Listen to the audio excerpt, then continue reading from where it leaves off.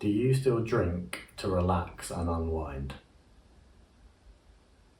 What if I told you that that is simply not true? And I know that might sound like a bold statement because it feels like it's true, right? You know, you pour a drink after a long day, you take that first sip, you feel something shift, you know, the edge comes off, your shoulders drop, you can finally exhale.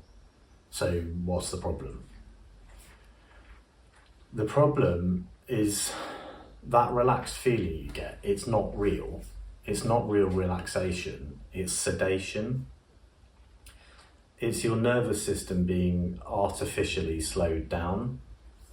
And what happens when that effect wears off is your body doesn't just go back to its baseline, it actually rebounds in the opposite direction.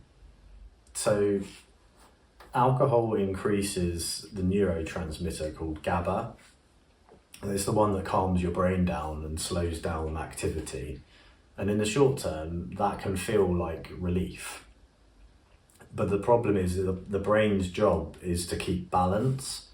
And so as soon as it senses that you've artificially flooded your system, it starts pulling things in the other direction, and it will boost glutamate. And that's the sort of excitatory chemical. It's the one that's responsible for anxiety, restlessness, and alertness. That's why people often wake up in the middle of the night after drinking with their heart racing, or the next morning you feel kind of groggy and tired. It's why like stress can start to creep back in the next day, or why the hangover can feel quite. It's why hangovers can feel so uncomfortable. Eventually, people will, reach for another drink, and then the cycle just repeats.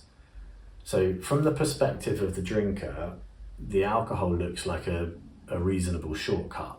It's a shortcut to relaxation or to peace, but it's not really solving anything. You're basically kind of just bypassing it, and the drinker doesn't know how to regulate stress on their own.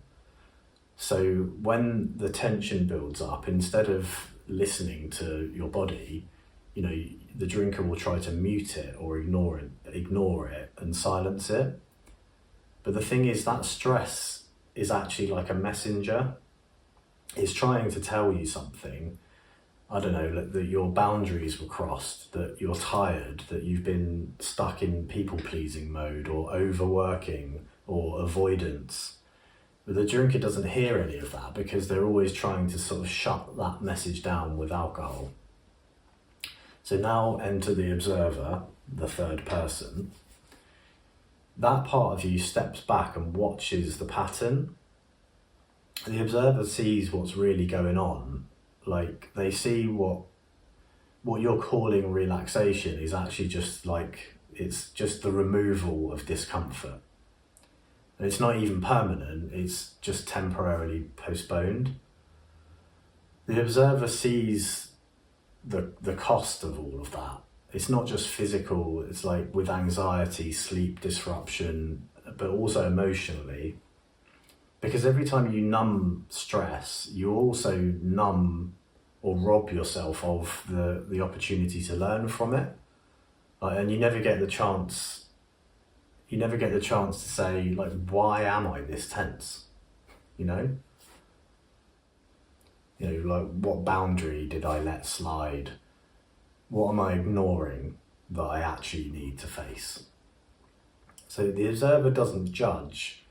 You just see. Then you notice the loop. It's like drink, relief, rebound, repeat. Eventually, the observer can start to ask, like, is this really actually helping me? So now picture the non-drinker, right? They still get stressed. Of course they do. Okay, life doesn't magically stop being hard.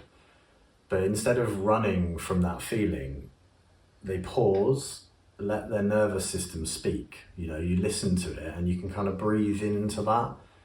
And you can slow your breath, relax your jaw, move your body, go for a walk, text a friend, talk to a friend. You can journal, lie on the floor and let your body rest for a while. you know, engage in a hobby, listen to music, etc., etc. Like, you get the picture. But over time, what that is it's building on a skill, and it's the skill of like regulation. So instead of needing something outside of them to relax, they become the kind of person who knows how to calm themselves from within. Now, the best part is